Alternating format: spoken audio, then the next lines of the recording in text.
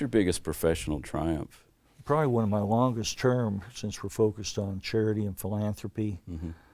Going back 40 years, I had a dear friend, her name was Jane Eubank, and her husband Reggie in the PR force of Bell South. Okay.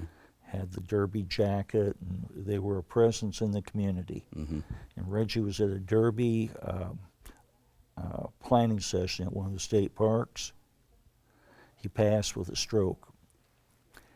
And 2 or 3 weeks after he passed, a friend of Jane's, Charlie Hinault from Bell South, had an idea to start a charity for children, a children's gifting charity where you could take children that were critically, chronically, or seriously ill and grant them a dream. Okay. And Charlie had first done that in Paducah, Kentucky, where one of the Bell South employees had a kid. He was critically ill. They passed the hat, sent him to Disney World. It worked great. That's great. And a few months later, somebody had heard about that and said, let's do it again. They did it again. Okay. And they decided to formalize it. So Jane called me, her banker, her lawyer, her Indian chief, and her hairstylist. Yeah, we mentioned that in the bio. And That's the great. 6 of us worked together and started the Dream Factory at 982 Eastern Parkway in the basement of Cosair Hospital. Wow. The old Cosair Hospital.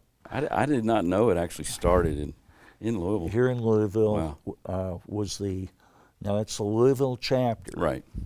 Now the national organization also moved here, I think partially because of our success. But we were given free rent by Cosair for 15 years, and most of the children that we served were cancer patients from Cosair. That is It's great. been a wonderful marriage. It's 40 years now. We've got 33 chapters. The chapter in Louisville has granted over 1,500 dreams. Nationally, we've done 25,000. Wow. And what's so much fun about that, and why I'm so involved, I'm so connected to it, I'm not as active, but the idea of beg, borrow, and scrounge. Right. We talked about that in the bio as well. We put that together initially, and not spending anything for overhead. Nobody's paid at any chapter level. There's no rent paid, and 85% of every dollar still goes directly to child services. That's great. Every charity I've worked with since then, I've tried to maintain the same standards.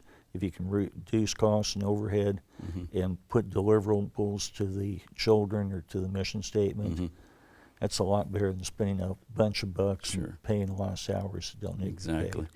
In broad strokes, without naming names, can you mention one particular dream that you made come true that just kind of is head and shoulders above? And I guess they're all, in a way, head and shoulders above because of what you're doing and impacting the lives that you are. But is there one that kind of stands out for you? I'll mention a couple just from one standpoint, and I'll tell you about the one that impacted me the most. The ones that are the most fun, and the majority of the dreams at a local level, are kids wanting to go to Disney World. It's just that simple. Yeah, just like mine. They want to meet Mickey. Right. And we work through a charity in Orlando called Give Kids the World. Okay. And that's a separate charity that a Nazi concentration camp survivor started about 30 years ago. And it's a group of condominiums. I think there's 100 of them. It's on a private area. It's like a park. They're self-sustaining. It's like a Disney World unto itself. We'll send a family of 5 down. They're picked up at the airport by Give Kids the World in Orlando.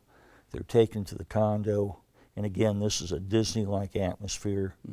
They have volunteers that VIP them through all the Magic Kingdoms. And 4 days later, they're back in the limo. They come back to Louisville, and they were handled with an experience that you or I could never afford the kind of experience they have. That's the standard dream that we do. That's great. That's beautiful. And it's fun, and it's collaborative with a number of charities. And our total cost, by the way, is $500. Wow.